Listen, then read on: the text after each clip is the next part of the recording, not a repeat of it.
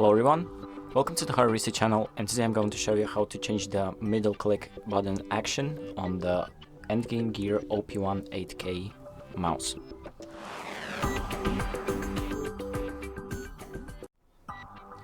So the first thing that we're going to do is download the Endgame Gear app and then make sure that the mouse has been connected. And the next thing that we're going to do is go to the left and select the third option, middle click, expand that option and change it to whichever option you want. So you have mouse buttons, you have media control, and you have CPI control. So you can select any of those options.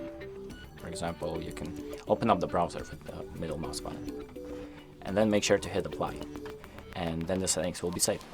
So that's about it. Thank you for watching. I hope this video helps, and make sure to like and subscribe.